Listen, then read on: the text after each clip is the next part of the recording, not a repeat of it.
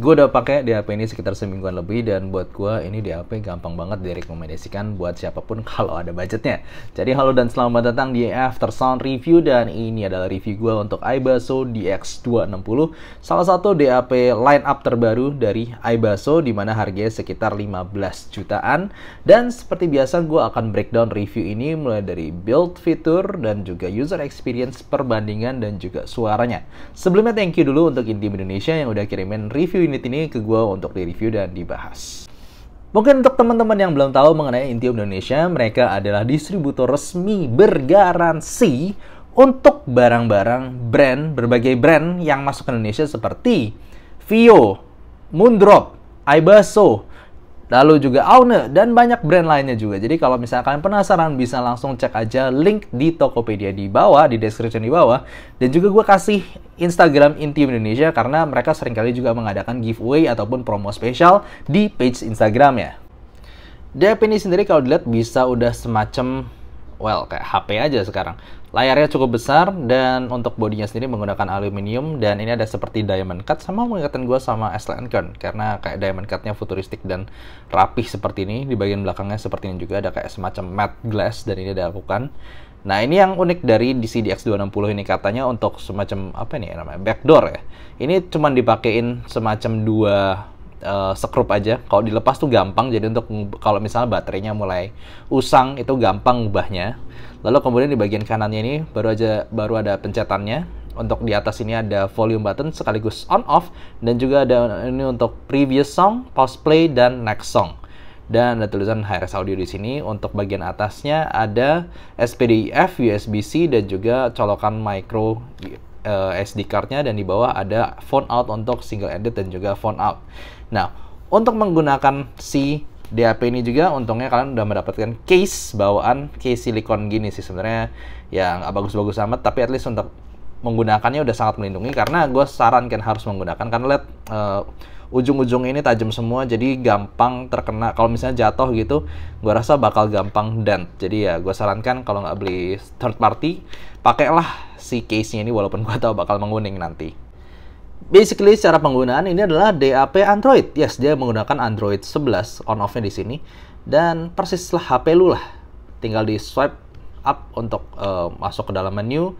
Lalu kalian bisa lihat sendiri di sini ada Wi-Fi, Bluetooth, rotate. Ya, simply kayak HP aja, cuman ada tambahan beberapa audio seperti phone out, output, digital filter, gain, lalu veer-nya, lalu ada dark theme, screenshot, airplane mode, ya seperti DAP pada umumnya. Lalu kemudian, yes, ketika kalian pertama kali mendapatkan ini, dapatnya cuma APK Pure, False, dan Clock ginian. Sisanya tuh kebanyakan gue download. Kayak Play Store dulu bisa dapetin di APK Pure, walaupun awalnya nggak dapet.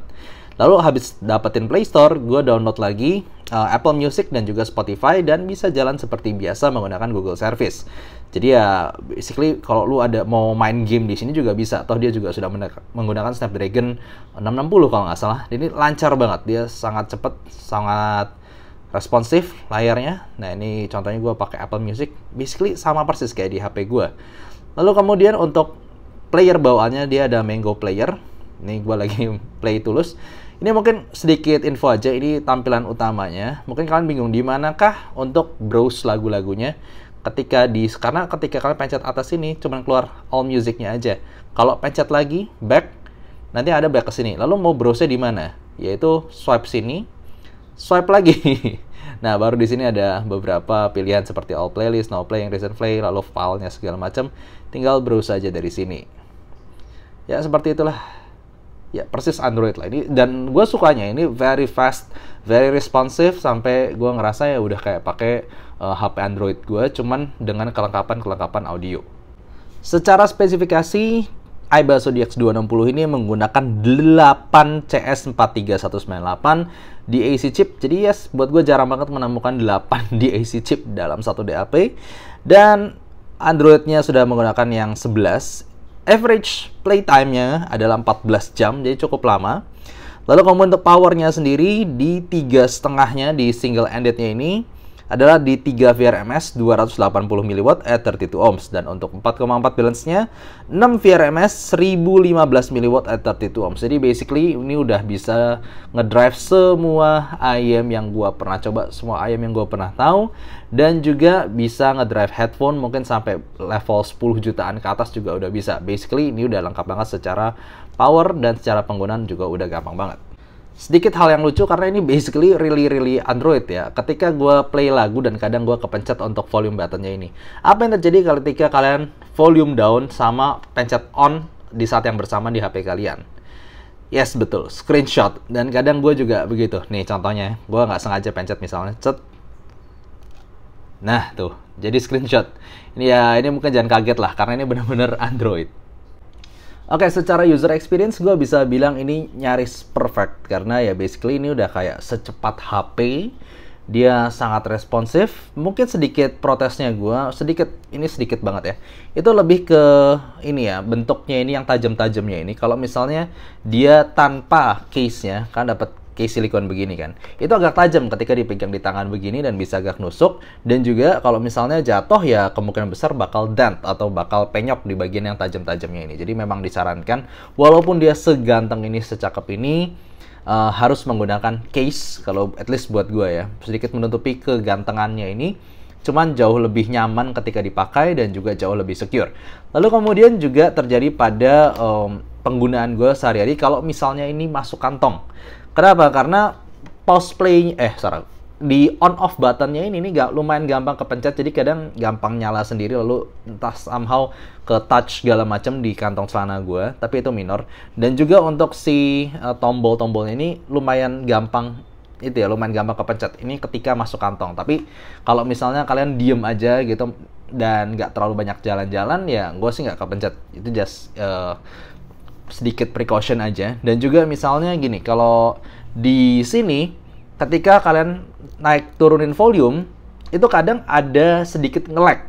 Jadi ketika kita udah naikin rada banyak, udah kayak putar beberapa lama, baru tiba-tiba kencang sendiri. Jadi gue kadang kaget gitu waktu mau kencengin, kan udah tek rada tinggi, tiba-tiba volume gede banget. Oh, taunya dia respon naik volume secara suaranya dibandingkan dengan yang tampilan di sini, kadang tampilannya duluan gitu loh. Jadi ada sedikit telat, tapi ya kadang bisa baterai. Jadi saran gue adalah naikin volumenya pelan-pelan aja, jangan langsung cepat-cepat.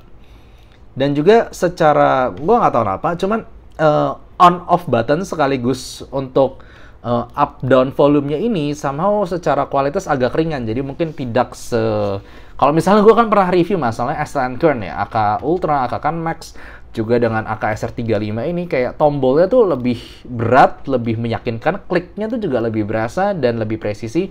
Ketika dinaikin banyak itu juga tok-tok-toknya juga lebih presisi. Di sini tuh agak lambat sedikit. Tapi ya by the way that's just minor things, karena selain itu sebenarnya secara penggunaan tuh udah lengkap banget aja. Secara gue pakai mau streaming ya cepet-cepet aja, gue mau dia pakai bluetoothnya juga udah cepet aja. Ya basically kayak lo gunain HP yang udah lancar tapi dengan suara dan kelengkapan audio file, terutama colokan 3,5 ataupun 4,4-nya. Jadi ya basically secara penggunaan gue yakin kebanyakan orang udah gampang banget terbiasa sama ini dan gampang banget suka. Nah, nggak cuman di situ bagusnya, tapi secara suara ini DAP mau gue colokin sama IEM gue manapun atau bahkan headphone, ada 3 hal yang menggambarkan kekhasan dari DAP ini yang gue rasa, yaitu 1, langsung berasa bersih black backgroundnya, 2, detail dan juga luas, dan 3, suara itu netral. Jadi digabungin sama mana-mana ini cocok-cocok aja. Mau digabungin sama IEM apapun atau headphone apapun yang gue punya, dia tetap bisa memberikan sensasi yang mantep. Nah, cuman mungkin secara dynamics dia not really the most dynamics DAP gitu. Jadi kadang sensasi transisi dari byte ke ref-nya nggak terlalu energik banget gimana, tapi dia sangat-sangat rapih dan bersih, itu yang gue suka.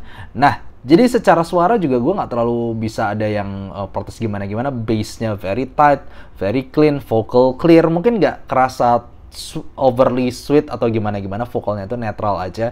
Dan kalau misal dikasih lagu yang rada rekamnya kasar, dia juga bisa nunjukin kasih lagu rekaman yang bagus, sangat-sangat berasa bagus di sini. Kasarnya jujur banget secara suara untuk DAP ini, tapi nggak overly sampai bright banget sampai nyakitin telinga sih, gue nggak. Jadi di sini gue lebih pengen ngegambarin perbandingan aja sama DAP di harganya. Mungkin yang paling gue bisa bandingkan adalah yang keseharian gue pakai, yaitu AKSR 35, dimana harganya juga nggak terlalu beda-beda jauh. Ini kan sekitar 12,5 jutaan, ini sekitar 15 jutaan lebih lah. Secara penggunaan dulu, kalau buat gue pribadi sih, gue kadang lebih suka ini, kadang lebih suka ini. Ini basically karena ini sudah lebih smooth, lebih lancar, udah kayak HP pada umumnya, dan bahkan bisa main game, bisa YouTube segala macem. Cuman yang gue bilang itu, karena kan gue suka orang yang suka bawa jalan-jalan DAP, gue suka masukin kantong, gue suka bawa adventure kemana-mana, gue nggak terlalu sukanya gampang kepencetnya ini loh, gampang kepencetnya ini.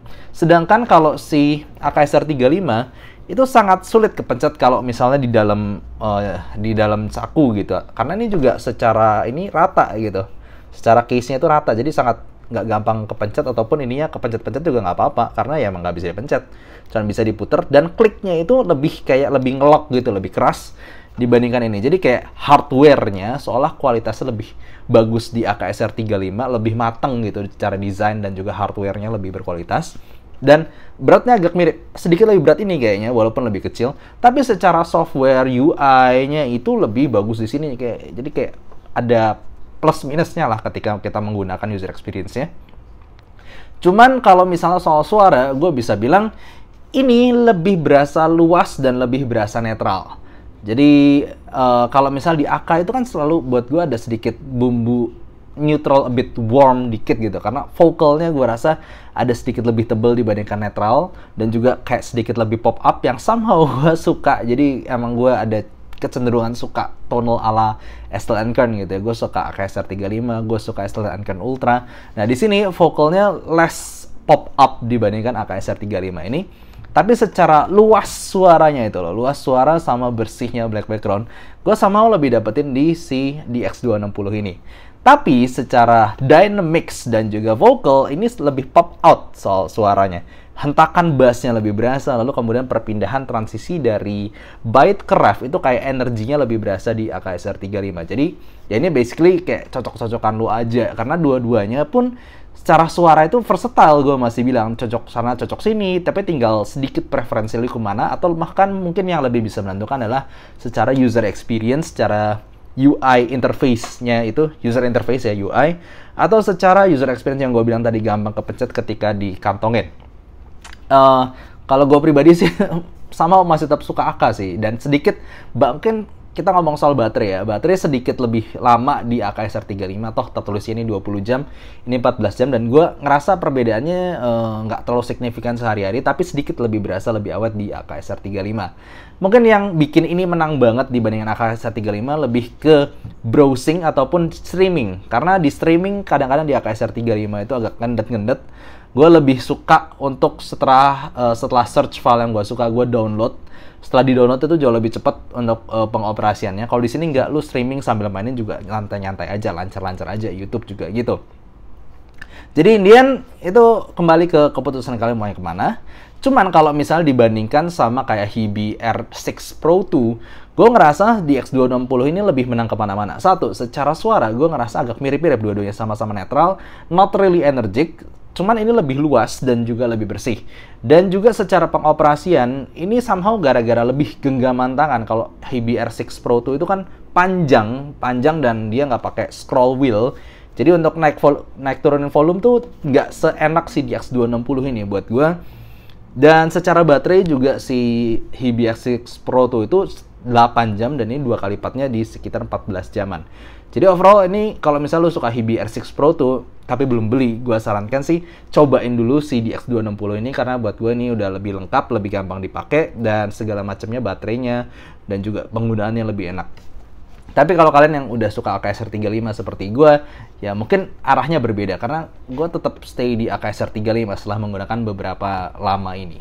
Apakah gue dapat merekomendasikan iBasso DX260 ini sebagai pengguna ya? Kalau misalnya kebanyakan orang suka UI yang fluid gitu, apalagi udah kebanyakan pakai HP ataupun segala macam gimana, yang lebih cepat, gue ngerasa lebih gampang merekomendasikan ke orang-orang itu daripada AKSR 35. Itu DX260 ini lebih gampang direkomendasikan karena mau download apapun di sini lebih gampang, streaming dan juga nge-YouTube lebih gampang. Tapi kebetulan karena ya gue ini soal kebutuhan dan soal selera aja sih. Gue masih sama lebih suka di AKSR 35 ini dan gue belum bergeming gitu. Tapi overall ya sedang gue bilang, this is really easy to recommend karena UI-nya dapet, volume-nya dapet, maksudnya power juga dapet, gampang menggunakannya juga dapet, suaranya juga bersih, detail, bla bla bla. Ya, apa yang kurang gitu dari sini kecuali lu suka sama, udah terlanjur suka sama, mungkin gitu aja.